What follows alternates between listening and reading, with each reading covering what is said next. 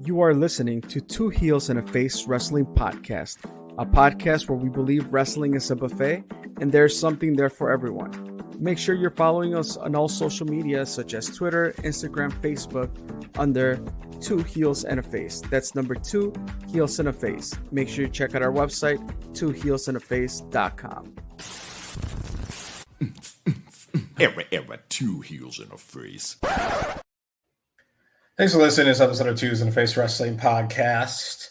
It's been a long time since we recorded. We have published blogs since then, which one of them we'll talk about today.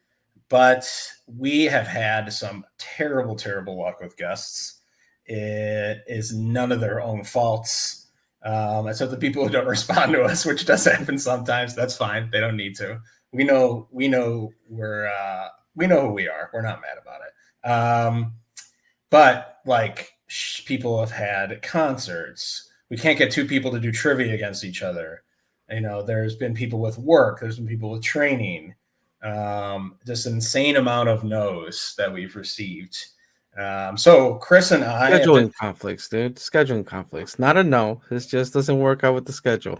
Correct. Not a no, not a definite no, but no, maybe later.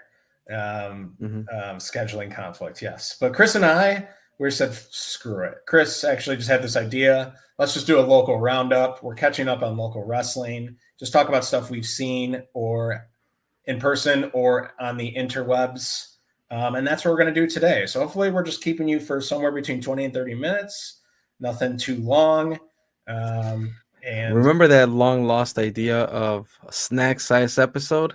That's what we're shooting for. No, those always turned into our episodes, the snack size episode. The snack size freelance has now evolved into 5 takeaways. That's what that's true. Evolved into. So we've done 5 takeaways episodes, which are just like, here's 5 things we thought about a show. But now they've kind of morphed in the blogs too. Chris, you did one for Eco Pro Wrestling, where you took your son. The return to the Forge, and then I've done a couple freelance ones as well. Chris, how you doing, man? Doing well, man. Enjoying late night Modelo, so can't complain. And looking forward to this, quick roundup. It's been a minute. I think that we've done an episode just the two of us. Yeah, no, it's been a minute. I do enjoy these as well. Logistically, they're easier. Every time I schedule a guest, Chris is like, what about let's bring in this other guest? I'm like, I like this idea, but it's just like, it's a booking nightmare. It's a booking nightmare. I'm not a booker. We're not bookers. We just pretend to be on the internet. As Chris cracks his Modelo. Chris, what is that green flavor? Is that like the with lime? Modelo with lime? Yes, the limon. Right? Yes. So I drink these because they're the least liked of the mix pack. So when I get them here at the house, there's a pineapple with chili flavor. There's a mango, spicy mango. Okay. And the red one. The tamarindo. Is that the red one? Is the tamarindo is just the regular michelada. So that's like tomato. Yeah. But yeah, the green ones. Carla's like, yeah, don't give me that. I'm like, all right, I'll drink it. It's okay. I'll deal with it. I like it. You're taking one for the team. So, yeah, but my favorite are the spicy mangoes. Those are pretty good. Yeah, it's like when you get like a LaCroix like pack, or like, they throw in like some variety packs will throw in like a coconut flavor. It's like, oh god. Oh, why? It's like, I don't know. LaCroix would do that and be like, okay, or like Margaret and I would fight over certain LaCroix flavors. Like the lime one was disgusting or something like that. I was like, fine, I'll drink the lime one for dinner. You're just taking one for the team. The lime one with a shot of tequila in it, and then maybe squeeze some real lime in it, and you should be good. Yeah, that doesn't become flavored water anymore. That becomes something else. I like where your head's at, though. I just have a Kona Big Wave, which is, it's empty now. I'm limiting myself to one tonight, which I already had at dinner. So I'm trying to. My doctor said my cholesterol was high, so this is my sacrifice. Well, You're doing good. Stick to one. Thanks. Keep it safe. I appreciate it. The first thing on the agenda is the 5 takeaways article that I wrote. It was during that, Halloween special. So talk to me. You had a couple guests going over there with you. Yeah. Um, and apparently they did not win the costume contest. Is that what happened? Yeah, you can see how good are their costumes, Chris. By the way, if you go to twoheelsandaface.com, that's the number 2heelsandaface.com, you can see my friends who dressed up as Chainsaw Charlie and Cactus Jack. Pretty specifically like WrestleMania 14 era-ish. I don't know how long those two wrestled as a tag team in WWF. I'm sure it wasn't long. But I mean, my friend went even as far as to bring sawdust to sprinkle on himself. Yes, this is the article. This is Wait. So this is not part of the costume. There was like sawdust on him? It is part of the costume, but he brought the sawdust himself and he sprinkled it on himself because that's what Chainsaw Charlie. If you don't know what Chainsaw Charlie is, it's Terry Funk. That's what Terry Funk used to do. Yeah. And if you scroll down for the reference photo, if you're watching on YouTube now, you're seeing it. Chris shares screen. Look, he's got the sawdust on his shirt. Do you see the sawdust on Terry Funk's shirt? Yeah, I think that costumes are pretty on point, Spot on. So here's the gripe. Yeah. Here's my gripe. It used to be they would announce all the costumes, right? Then they would do it in rounds. Mm-hmm. This is really not that big. I'm complaining. I'm talking to a wall. I'm talking at nothing right now. But they did like Jason Midas this year. He did like person versus person, and then he would eliminate a person. So my friends went up. My friend matchup base. My friends went up against a Dan the Dad lookalike. Who I think this person was awesome. As Dan the Dad. And Dan the Dad wrestled on the show, and Dan the Dad's super over, as he should be. So right out of the gate, they get like the worst matchup possible. They don't even get a chance to build any steam or momentum with the crowd, basically. In the past, it was you would announce who everyone was, and then Val would like kind of go around and give everyone a chance to be clapped, and then like she would eliminate like a wave of people who didn't have a high, So my friends got screwed, but I think they looked phenomenal. Man, I know James hates it, but we would love a good Halloween scramble. Just saying. I would have said if my friends would have been they were if they were trained, right? They would have been great in that rumble because I think people would have known exactly who they were coming out of the tunnel. And then my friend who dressed up as Cactus Jack could have did the 3 faces of Foley, like the 4 faces of Cactus that one year. Epic. It will live down in history for sure. Yeah.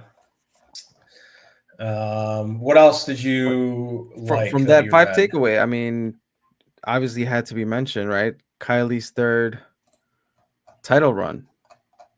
Yes, Kylie's 3rd title run. By the way, this is from the Freelance Be Careful What You Wish For show, in case we didn't mention that. But Chris, tell me what Kylie should do this title run. If you were to make it different than her other title runs, how would you make this title run different?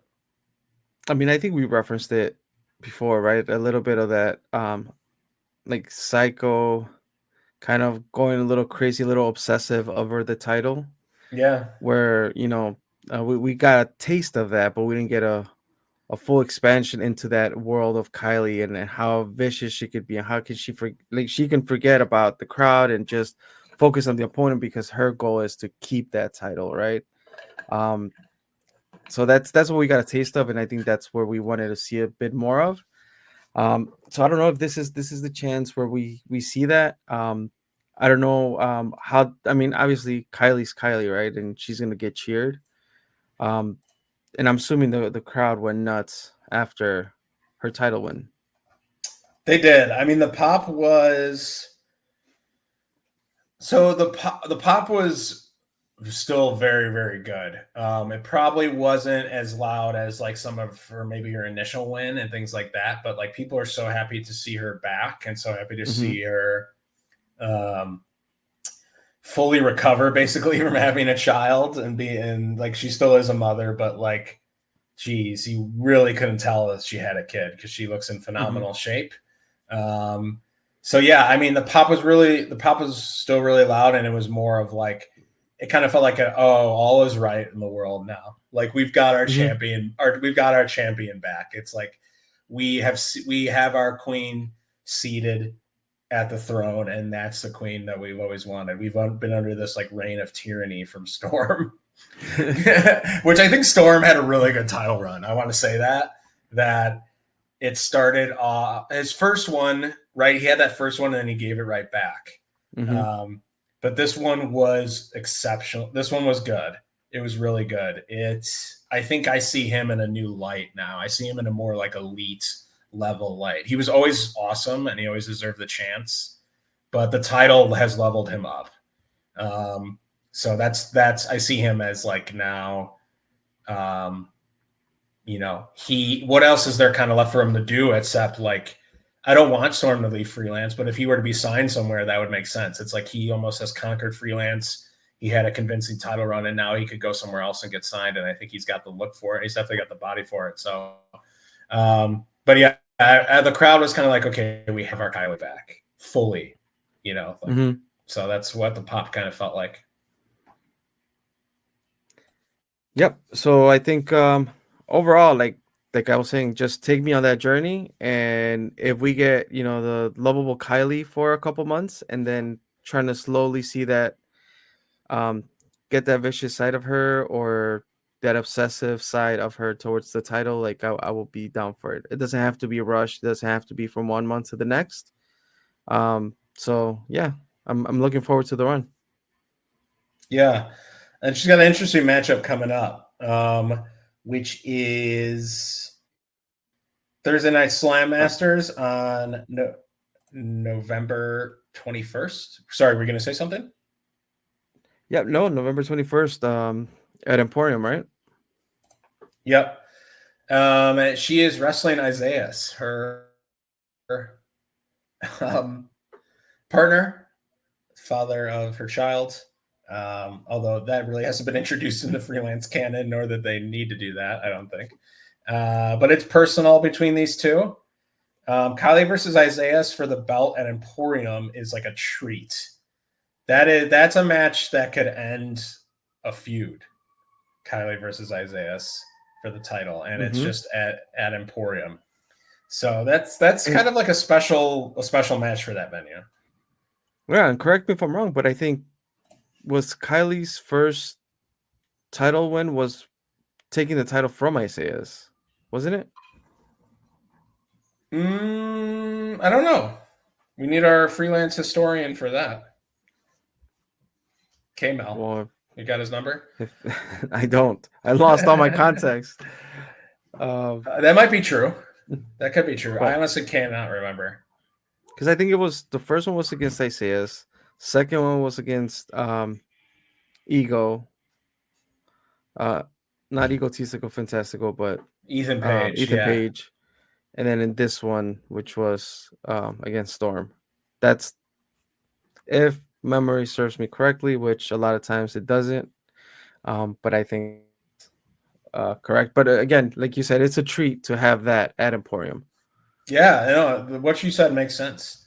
I think that's true. So, flat out of the gate, she's kind of already in a feud already. And I like this too. Like, I like,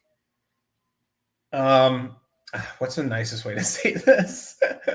I do get a little, what's the word I'm looking for? Impatient. I'll put a negative connotation on myself with this, and maybe that'll make it sound a little bit better. But I do get a little bit impatient when there's like a person with the belt, a title holder, and they're not in some sort of feud, I think. And they just like, Freelance will bring in some really cool people to challenge them, but it just, you know, it's kind of like, and they can have a really good match, but it just doesn't feel like anything's at stake because the person that the promotion brings in is not going to win the belt. You know, they're just kind of there to draw tickets. And I understand that you need to do that, but I get frustrated when it's just like the champion is just kind of like taking on all these like people that are just in town for the week. And you know what I mean? And is not really involved in anything you can kind of like sink your teeth into. Does that make sense? Yeah, it makes sense. It's the story. You want to follow the story, right? At times, you just don't want the champion to defend their title just because they're the champion. Like, if there's anything that will take you from 1 month to the next, it kind of helps you build up to the payoff of whatever that feud is. Yeah. Or like if they are just defending, I'm okay with them defending every month, but it's just like it should make sense who's next, right? Mm-hmm. It should Okay. kind of make sense in like the hierarchy of like Kylie wrestling Isaiah in this match makes a total sense because Isaiah's tried to get involved in the Storm Kylie match. It's like this makes complete sense in my head. So I understand this show is for different people, not necessarily marks like us, but yeah, that's just kind of my 2 cents on that. But yeah, based on when you hear this, this is November 21st. It's a Thursday night. Slam Masters at Emporium. Kylie versus Isaiah for the title. So that's just, worth the ticket of admission already. Exactly. There is a 6-person scramble in this. Oh, Blair Onyx is back. She wrestled a dark match at the last show, and now she's in the scramble. Good on her. Nice. Have you been looking at any of her like exorcist videos online? A few. I know I started because when I saw that she was back, I did go to her feed to see what was going on there. Yeah, they are so good. And Father Outlaw. Have you seen Father Outlaw? No. Okay. They're one of the longer version of her exorcism, like the full length video. Trevor Outlaw is a pastor. He's a priest and he's got like the whole get up on and the power of Christ compels you and all that. It is so funny. It's so good. He enhances everything, Trevor. It could be the most random thing, and just having him in it is like it either adds someone you hate or it adds comic relief like instantly. I can see that. Yeah. So super happy she's back. She's worked really hard. We interviewed her this year. She's worked really hard to come back. So that's awesome. Yeah, the Syndicate has freelance tag titles on the line against Chico and Tornado Kid. Man, Chico is just going to get tossed all over that ring. But that should be really fun because Chico has come out. There he is on your screen if you're watching on YouTube. He's come out on like mini bikes before in Emporium. He's always got something wacky up his sleeve. Okay. And then, yeah, a bunch of other matches. Darren Corbin versus Robbie Reeves. That'll be a great match for Robbie Reeves. A great learning experience for him. Alfonso Gonzalez versus Cole Radrick. Bunch of other stuff. Bangin' Matthews versus... God, this card is a crazy card for Emporium. Bangin' Matthews versus Mansoor and Mason Madden, who are the guys who went over and did like the wrestling in Uganda. The soft ground wrestling. I don't know if you ever saw those viral videos this year. I think so, yeah. Yeah. It's just like people in Uganda basically made they didn't even make a wrestling ring. They just put posts in the ground. Was that a wrestling ring? So Mansoor and Mason Madden, after I think they were doing some stuff in NXT, they got let go and they went over there and they're just kind of doing like whatever they want, like fun stuff. Coda versus Mike Santana versus Legacy title and some other stuff too. Anything else on the card stick out to you? I think the one that you said is a great opportunity just because I've been, seeing his growth and confidence, and I really like him. Darren Corbin versus Robbie Reeves. Yeah. So I think that's also, one that for the freelance faithful, one to look forward to. Yeah, I think Robbie is he's getting opportunities. He deserves the opportunities. He's learning still. I think he's learning still. I think that he has charisma for sure. But I think that, he needs reps, just reps, and matches, just matches. Yeah. And one with Darren Corbin could wrestle a fucking paper bag in the ring and it would be entertaining. So like Darren Corbin can have, like, Robbie Reeves should take a full advantage of his opportunity. I'm sure he will. But Darren Corbin can make anyone look phenomenal. Not that, that's not a dig at Robbie, but I'm saying like Darren Corbin could wrestle like a plastic doll. And it would be great. So Robbie's got his hands full, but I think Robbie's like, he has a really strong sparring partner. So this could be really something cool. Agreed.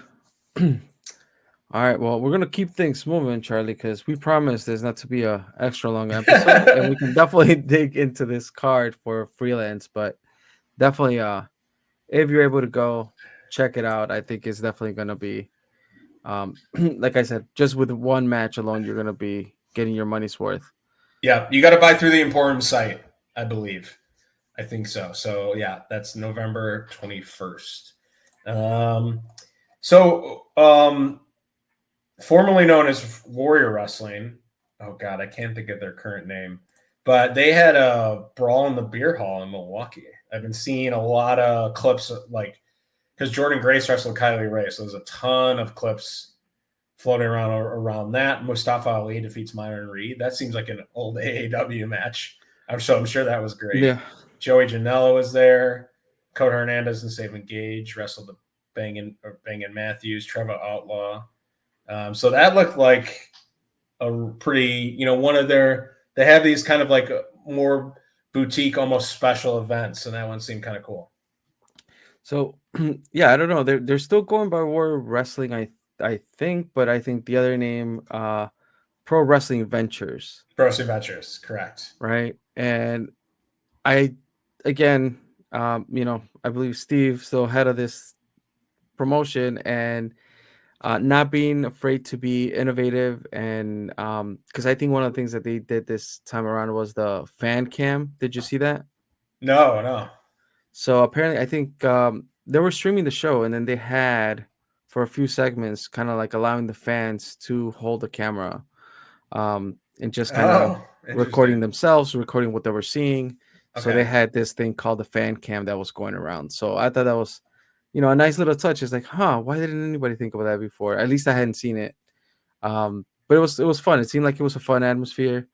And outside of that, like the matches themselves, like the highlight reel that I saw seemed pretty good. I was actually tempted to go out there.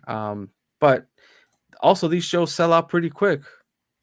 So yeah, and they're not really streaming anywhere. So you gotta be it's there. Not like you can just show up at the door, because if they're sold out, they're sold out. So yeah, they're trying unique stuff for sure. Pro Wrestling Ventures. So credit to them. Hats off to them. And so we've talked about past Freelance, upcoming Freelance. We talked a little Pro Wrestling Ventures / formerly known as Warrior Wrestling, but AAW Undeniable on November 22nd. So you could have a back-to-back Thursday, Friday Chicagoland Wrestling if you wanted to. Yeah. There is announced, I think that might have been announced today. I saw us get tagged in it. Jim Lina Memorial Ladder Match. Winner gets a shot at any title.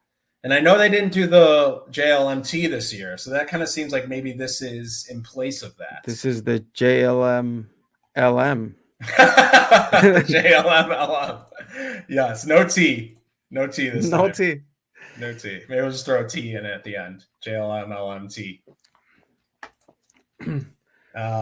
but yeah, there is a bunch of people in it, like 6 people. It's kind of like a ladder scramble ish. Nothing like a ladder match at the Blair Onyx Club. I mean, just think about that. Oh man, I forgot I was at that venue. Yes, it is at the Blair Onyx Club. So yeah, Maybe I think that we need to do tiny ladder. Let's get a tiny ladder in there, smaller ladder. It doesn't have to be Like a tiny, but 4 foot yeah. And step then stool. actually, would it be better with a bigger ladder? Step stool? Step stool, and I, then you have to make a jumping leap. That'd probably be more challenging than an actual I mean, ladder. Robert Anthony's a big guy, like he can just step on that on That's the true. second step and reach it. So they better be careful. But you have to keep your balance. Oh, that's true. What if someone just rumbles the ropes or something, or like hits the mat? Does that throw it off? I don't know. We're kind of making fun of it. We shouldn't be, because this I'm sure will be hellacious. And we're making fun of what we're making fun of is a ladder and the Berwyn Eagles Club. So the ceiling's so short. That's what we're making fun of. But I'm kind of sad that I'm not. This is us not speaking for AAW. I was actually going to text Trent and like maybe have him put out a statement, but I never did. Maybe we still can have him put out a statement. But are you a little sad that we didn't get like our JLMT this year? Because I am. It's how many consecutive years at this point? I think it's been 4 or 5 they've done. I was gonna say 6 because I don't. I mean, well, you did COVID. They didn't do it. COVID years, yeah. At least 1 or 2 of those years. But yeah, definitely like no JLMT this year. And we've, I think we've always, had fun with it. We've created brackets. We've predicted brackets. I think one year we might have handed out like blank brackets. Or no, we tweeted out for people to print it out and fill their own brackets out. Yeah, we did. That's true. That's true. So, yeah, definitely, it's been a staple thing that we look forward to. But things change, things evolve, and if that's keeping the memory alive of Jim Lynam is this ladder match for sure. I mean, you do have heavy hitters here, right? Like I said, Robert Anthony, obviously a staple now, coming back to the company and doing his thing. Shane Hollister, who also I believe he has a poster, right, in the AEW Legends. I believe so, yes. Ace Perry, Salman Tupu, Gary J, and Rafael Quintero. So, yeah, I mean, it could definitely make a great match. And like you said, it was funny at first, but because you think of Blair Eagles Club and the ceiling, and people definitely hit things as they, flying off the top rope. So having a letter is a little challenging, but nonetheless, you have great people in this match who definitely are gonna, just put on a great match. And no doubt about that. Yeah. Big Beef versus the walking weapon, Josh Alexander, who's kind of like, this card feels a little bit more older school AEW, doesn't it? Or what's old school? I mean, like Fly-In era. Fly-In era. Josh Alexander is on it. That's what we've dubbed it. We've dubbed it the Fly-In era. If you listen to our Tyler Bowles episode, Matt Riddle versus Davey Vega, Team Vega always. But like him, like Riddle and Alexander on it feels very Fly-In era, doesn't it? Absolutely. Yeah. Shaft and Russ Jones defending their tag titles against Sean Logan and Bruce Hamilton. I think Sean Logan has split from the Bravo family, I want to say. I think that's like for sure done. So it's new era for him. I'm sure Joe Alonzo will defend the Heritage title. Oh, I think Kurt Stallion's on the show too, I want to say. So that also is another Kurt Stallion, yeah. AEW Fly-In era guy. He was kind of towards the later end of that. But him and Jake Something were coming up the tag team title race. That's right. And I think we're former tag champs, I want to say. So, yeah, it feels like AEW's blending current, I want to say old with new, but old not in like necessarily a bad sense, but like former with current. This one feels like a blended card to me. And yeah, I don't know. It should be a banger of a show. A lot of people are hyping it up online. So what do you think, Chris? I think it's gonna be definitely like it's a good blend for us that been around for a while, and like gives you that old school feeling a little bit.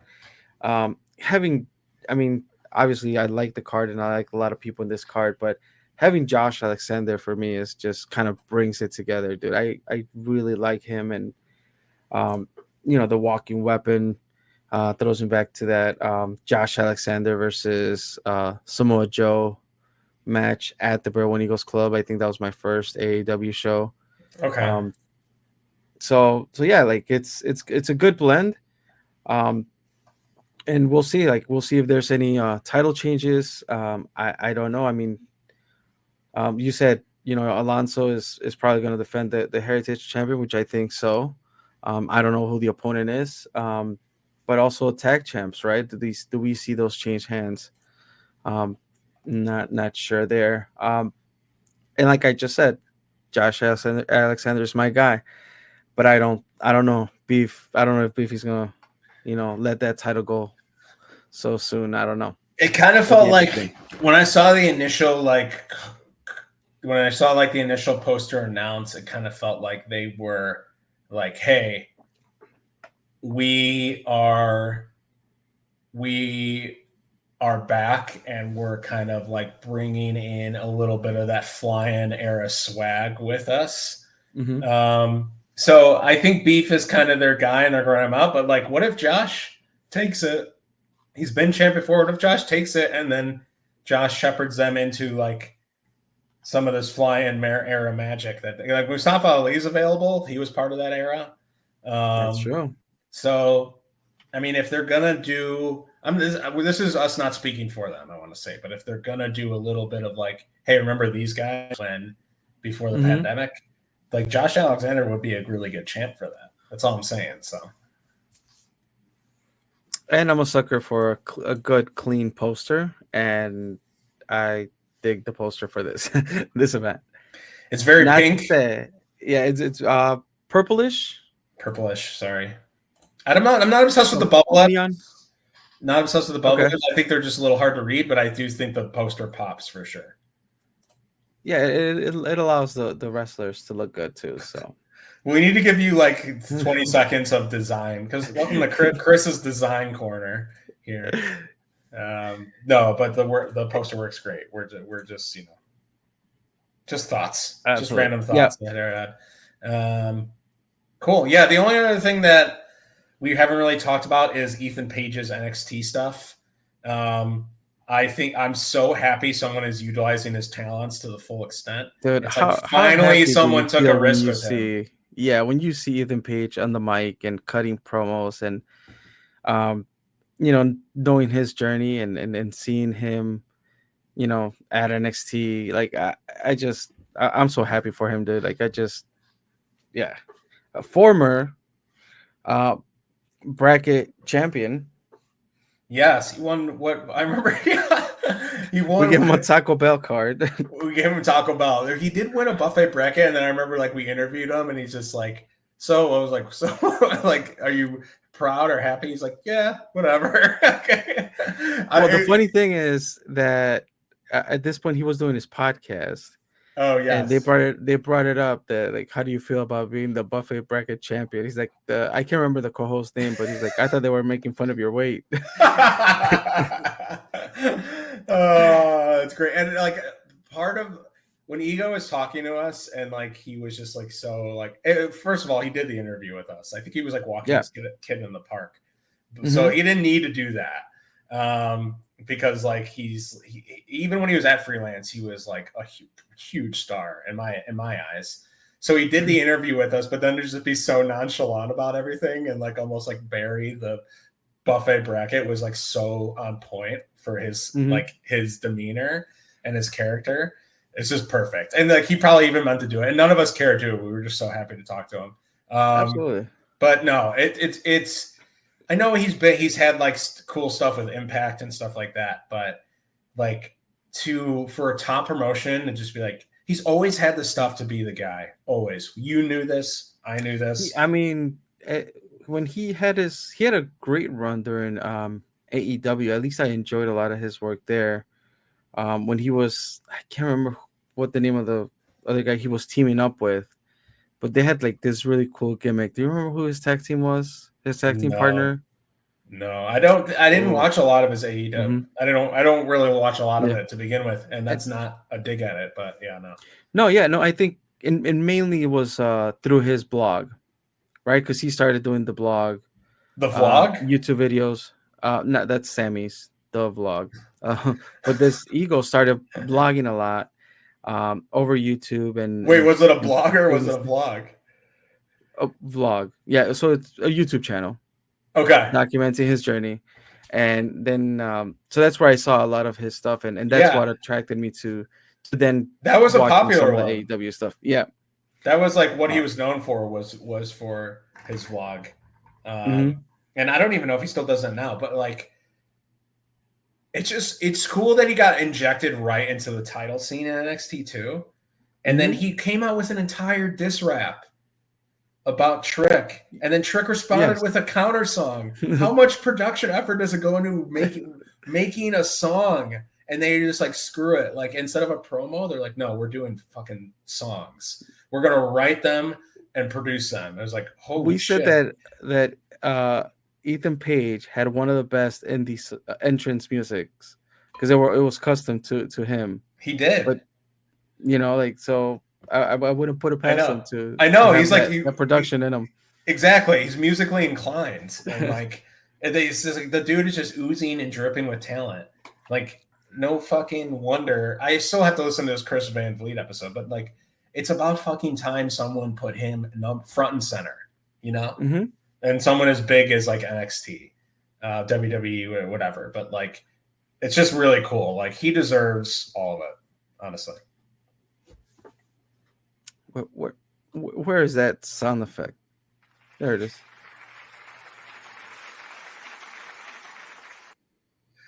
Round of applause. Yeah. No, let's end on there. You can take it home, Chris. This has been the local wrestling roundup, but like, it's cool. It's just cool to see.